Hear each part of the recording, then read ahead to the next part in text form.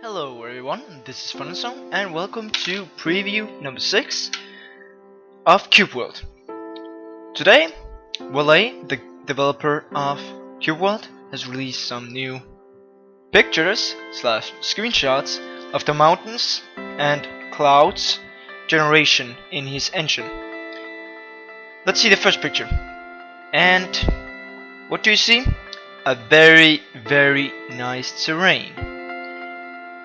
It looks fantastic, and it's a little bit foggy as you see on the mountains. It's like blue fog or something, but it looks very nice. We also see the big clouds and of course the forest, but behind the forest we see more mountains, and very big mountains. There's also trees on the mountains, but the mountains you can actually climb up on them, so we will get some nice cinematic filming / recording right there, and they actually fit perfectly into the world. They look so nice. Let's go over to picture 2.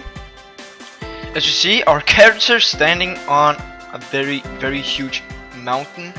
I think those blocks or cubes are sand, but I'm not sure. And we see a lot of clouds. They actually look like air balloons for me, or airships, I think it's called and pronounced in English, but I'm not sure.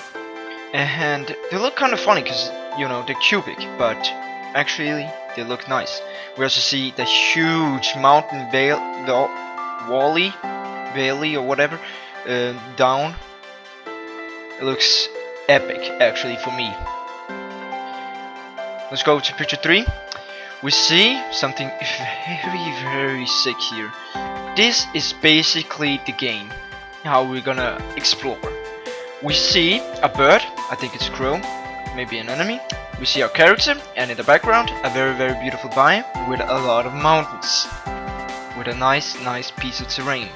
It actually reminds me of World of Warcraft, because I played World of Warcraft a lot when I was younger, and yes, I'm still young, but still, World of Warcraft had that awesome experience of the world generation, or world creation, world creativity and all that the developers Blizzard created into it and used time into it.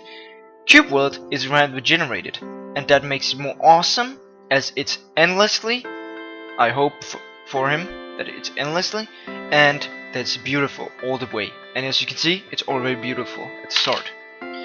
Picture 4. He's standing on a little ledge of the mountain, and it looks very scary actually. If he falls down to his death. But we see that Wale has actually put a lot of pictures to this, so you can't complain about no updates, because this is a pretty big update for the terrain generation engine. Mountains and regions and all that stuff. Picture 5. We see another cool mountains. I hope that he improves them a little bit, as this mountain looks a little bit what can you say, a little bit lonely. Like it would be cool if you could walk over to that side, like a bridge or something. It would be cool, like a bridge over to that other mountain, and there are NPC villages, but I hope he'll add that in the future. Still, it looks epic of every picture we go through. Picture 6. We see here the random generated monster, the bat, and I can't remember what's that called, that monster in the side corner, the mole I think. And then again we see the huge mountains, the clouds, and the epic terrain. He's done a very great job on this terrain engine of his. Moving on to picture 7. Again, the mole and the random generated monster, and actually we'll see a lot of fog behind in the scene. So I think this was added because in real life you wouldn't see as much as that, or maybe you would, I'm not sure, but he just added this because of not lagging, but maybe high computers can actually run this. Maybe he will do some performance tweaks so we can everyone can run it on smooth FPS and all that stuff. Moving on to picture 8. This actually also looks nice, and I like these kind of there's a dwarf. I like these kind of worlds where you just have green, like flat green, and then in the sides huge fucking mountains. Alright, moving on to picture 9. Nice. Yep, what do you call this? Nice. We see him standing in a valley again with a lot of mountains, but still I think he shouldn't overreact with these mountains. There should also be some flat land, like deserts of course, and just green, what it's called, forests. But okay, don't overreact and override, whatever you call it, with the mountains, Wally. Moving on to picture 10. I can only say that it looks more nice. This picture is what I actually talked about a little bit, because it looks like a huge area is flat, but as again some mountains in the sides. We only need water like right now. Picture 11. Here he's fighting, wow, with is that double axis?